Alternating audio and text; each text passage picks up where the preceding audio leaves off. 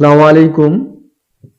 2024-এর নতুন কারিকুলাম অনুযায়ী এনসিটিবি কর্তৃক প্রকাশিত যে বইগুলো রয়েছে এর মধ্যে শ্রেণী অষ্টম বিষয় গণিত বার্ষিক পরীক্ষায় যে সিলেবাসে তোমাদের পরীক্ষা হবে তার একটি নমুনা আমি এই ভিডিওতে তোমাদেরকে প্রকাশ করব এবং এখানে মাদ্রাসা এবং স্কুলের সংক্ষিপ্ত আকারে তোমাদের একটি সিলেবাস এই ভিডিওতে প্রকাশ করতেছি। প্রথম যে অধ্যায়টি রয়েছে বার্ষিক পরীক্ষার জন্য, ঘনবস্তুতে দ্বিপদী ও ত্রিপদী রাশি খুঁজি। পৃষ্ঠা নম্বর হচ্ছে 141 থেকে 70 পৃষ্ঠা। ক্ষুদ্র সঞ্চয় ভবিষ্যৎ গড়ি 71 থেকে 92 পৃষ্ঠা।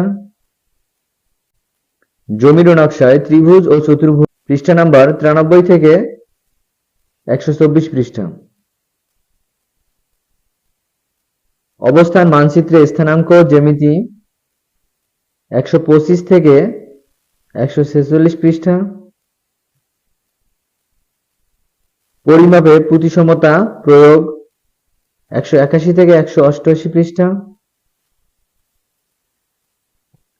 বাইনারি সংখ্যা পদ্ধতি পৃষ্ঠা নাম্বার হচ্ছে 189 থেকে 206 পৃষ্ঠা।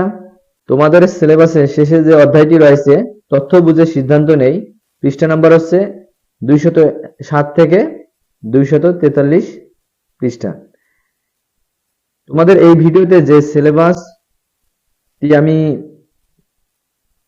প্রকাশ করলাম এটা হচ্ছে এনসিটিবি কর্তৃক প্রকাশিত একটি সিলেবাস। তোমরা যদি এই অধ্যায়গুলো একটু অনুশীলন করো, তোমাদের বার্ষিক পরীক্ষার জন্য বার্ষিক পরীক্ষায় যে প্রশ্নগুলো আসবে তোমরা 100% এখান থেকে কমন পাবা। এর জন্য এই অধ্যায়ের যে প্রশ্নগুলো রয়েছে এবং অধ্যায় ভিত্তিক প্রশ্ন এবং অধ্যায়ের যে শুরুতে যে পাঠগুলো রয়েছে এই পাঠগুলোর যে প্রশ্নগুলো দেয়া থাকবে অনুচ্ছেদ আকারে, এই প্রশ্নগুলো তোমরা যদি বিস্তারিতভাবে একটু আলোচনা করো বা একটু প্র্যাকটিস করো, আশা করা যাচ্ছে তোমরা বার্ষিক পরীক্ষায় ভালো একটি ফল নিয়ে আসতে পারবা।